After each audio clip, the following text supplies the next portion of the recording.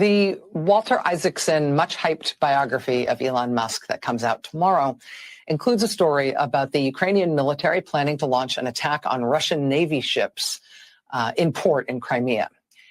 And per Mr. Isaacson's account, Elon Musk personally took action to make sure the Ukrainian military would not be able to do that.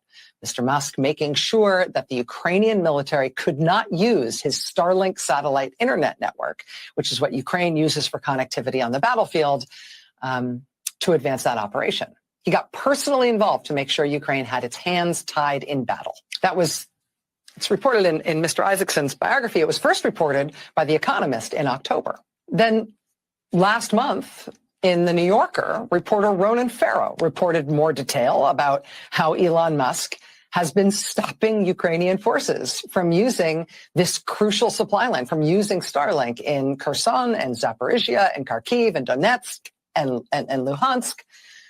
Musk has been geo-fencing all of those places in Ukraine, fencing those places off from the Starlink satellite network, deliberately to hamstring Ukraine's military, deliberately to stop Ukraine defending its territory in this war against Russia after Russia invaded them. So, I mean, not to get too simple here, but Mr. Musk is American. He's an American citizen. And it is the explicit, out loud, not at all hidden, totally overt, totally emphatic policy of the United States government to support Ukraine in its war against Russia after Russia invaded them. We provide Ukraine, our ally, lots of military aid and training and intelligence and all sorts of other assistance. They are our ally in that war. But there's this one American private citizen who is intervening to try to stop Ukraine from winning the war, to try to stop Ukraine from defending itself against this Russian invasion, trying to stop it and, in fact, stopping it by turning their communication lines on and off at will as he sees fit. Rachel Maddow recently did a piece, or a segment, I guess you can say, on Elon Musk, on Starlink, and on the war, or the proxy war in Ukraine. And she said a lot, and it's gotten a lot of reaction online. Here's Maddow implying Elon Musk took orders from Putin and labeling him a hitman for what she falsely claims is Musk turning off Starlink to try to stop Ukraine from winning the war. Another banner moment from cable news top war monger, and that is from that's Dan Cohen is a reporter. Here's another one. This is that African reporter, and he says MSNBC's Rachel Maddow claims Elon Musk is trying to prevent Ukraine from winning the war against Russia. You see, you got this coming out where she's making this claim. You see what's happening to Russell. Not to say that the allegations are not true, but that they're bringing them up at this particular point. It's clearly panic in the establishment and the ruling class of when they see these numbers in this election. They really don't want Trump to be elected again. I don't know if he's not elected to get his last 4 years over. I don't know how are you going to be doing this every 4 years? What if he runs in another 4 years? What if you know what I'm saying? He has at least another good one in him, being younger, 3 years younger than Joe Biden. He has at least another until 2028 to run again. So, but we'll see how this works out for them. Glenn Greenwald talks about this also. It says Elon Musk is under fire again. This time, the neocons and corporate journalists insisting that his refusal to turn on Starlink satellites to enable an escalation in Ukraine's military action amounts to a form of treason. So let's listen to System Update because he breaks it down pretty good. I can't believe I found it that quick. Here is Glenn Greenwald addressing the issue. A new biography of Elon Musk claims that Musk denied Starlink services to the Ukrainian military, specifically to its fleet of submarines as they prepared to attack the Russian Navy. Musk company SpaceX controls more satellites than any company or government in the world and is used to, among other things, ensure internet connection anywhere in the world, even if the military forces of one's enemy tries to deny internet service by bombing. Musk has provided Ukraine with billions of dollars of free Starlink services since the war began, when the U.S. government refused originally to compensate him for it. He originally said he would have to withdraw it because they couldn't afford it, but then announced he would continue to provide it for free. But as always with Ukraine and its supporters, nothing is never enough. You must always give more. Musk confirmed part of the story in this new biography and provided his motive this way, quote, "There was an emergency request from government authorities, meaning in Ukraine and then in the United States, to activate Starlink all the way to Sevastopol. The obvious intent being to sink most of the Russian fleet at anchor. If I had agreed to their request, then SpaceX would be explicitly complicit in a major act of war and conflict escalation." He went on to point out that he didn't actually cut off existing services, but just refused the request of the Ukrainian military to extend it even further so they could attack the Russians in an all new way that he feared would lead to escalation that his company and he would ultimately be responsible for, ethically, if not legally. Now, that concession immediately led to widespread accusations that Musk was guilty of treason, or at least being pro-Russian, and calls for the United States government to seize his company. His Starlink services were widespread. But so the unhinged warmonger known as Rachel Maddow, you see how all of this stuff is omitted? And this is what one cable news in general this is their modus operandi is, where this is how they move. They omit information that you don't know. Now all of this, I'm going to play the clip again. And for those who are watching this RBN clip, I played this video before, but this is your first time seeing it in this clip. And I'm gonna come back to this clip with Glenn Greenwald. So now with the context that Glenn Greenwald gives. So let's go back to this video now and listen to the same segment. The Walter Isaacson, much hyped biography of Elon Musk that comes out tomorrow includes a story about the Ukrainian military planning to launch an attack on Russian Navy ships in port in Crimea. And per Mr. Isaacson's account, Elon Musk personally took action. You see here, now let's do the same thing.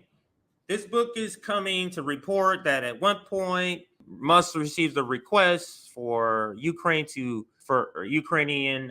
military to use their services so they can attack these ships in Russia. If this attack went through, that would have been a major escalation of the war.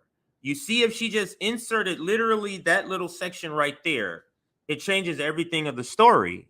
It changes, it frames your whole understanding of what she's going to say. And she clearly omits that. Now, do you think she omits it because she doesn't know?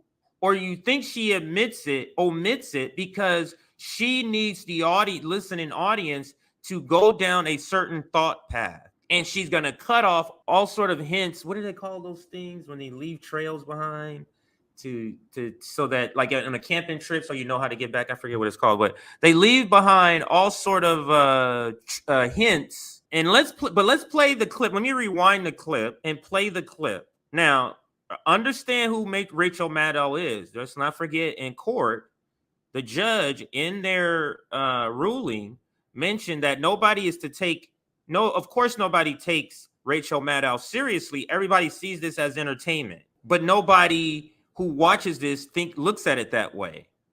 Even my own family, my mom watches MSNBC. Literally, I go over there anytime and that shit is going to be on TV. But I digress. Let's play this clip again and continue to analyze based on some of the information we heard in the Glenn Greenwald coverage. Doing clip with of it. this. The Walter Isaacson, much hyped biography of Elon Musk that comes out tomorrow includes a story about the Ukrainian military planning to launch an attack on Russian Navy ships in port in Crimea. And per Mr. Isaacson's account, Elon Musk personally took action to make sure the Ukrainian military would not be able to do that. Mr. Musk making sure that the Ukrainian military could not use his Starlink satellite internet network, which is what Ukraine uses for connectivity on the battlefield, to advance that operation. You see how this is so disingenuous? Because if we think back to what Glenn reported on in his clip that we played, they already use it. They asked for permission to extend it further. So this is something on top of what they already are using. You see how she's trying to make it seem like it cut off everything when this is an additional request on top of what they already are allowed to use. She conveniently leaves that out. Now, is this her second mistake or is this her second intention on misleading her audience? He got personally involved to make sure Ukraine had its hands tied in battle.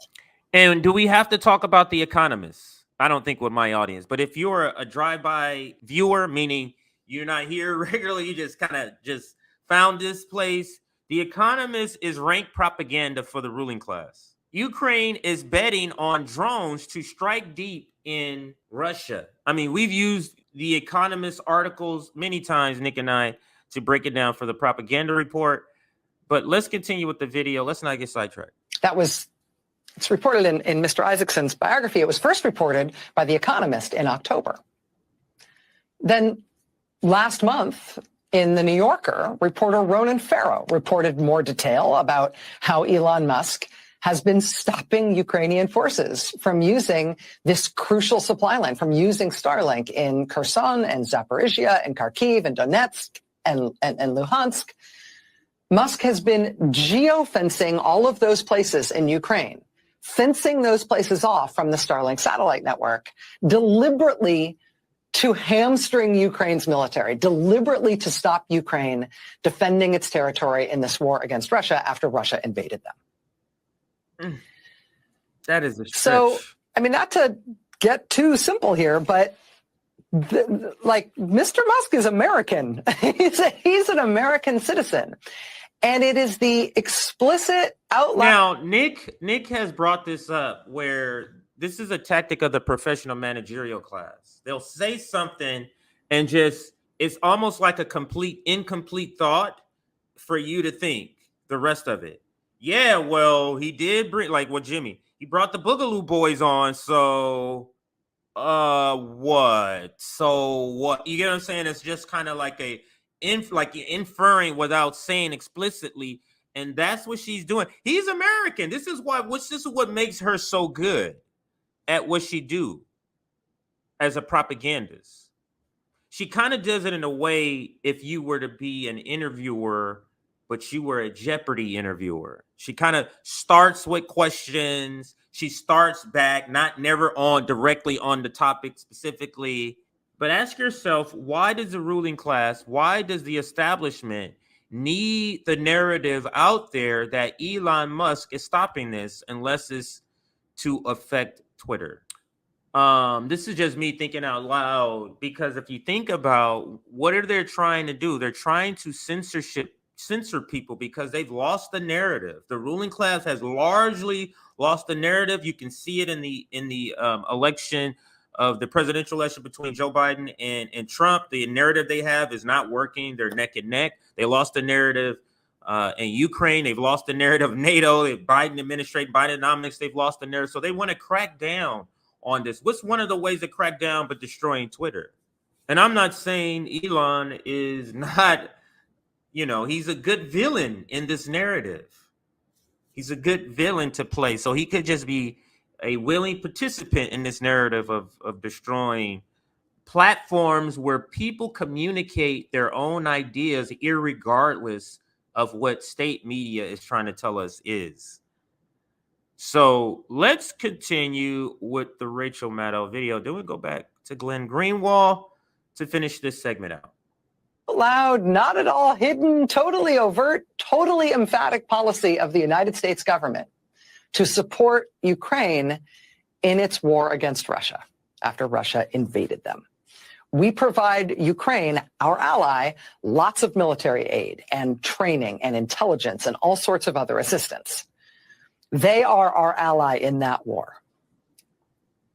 But there's this one American private citizen who is intervening to try to stop Ukraine from winning the war, to try to stop Ukraine from defending itself against this Russian invasion, trying to stop it and, in fact, stop.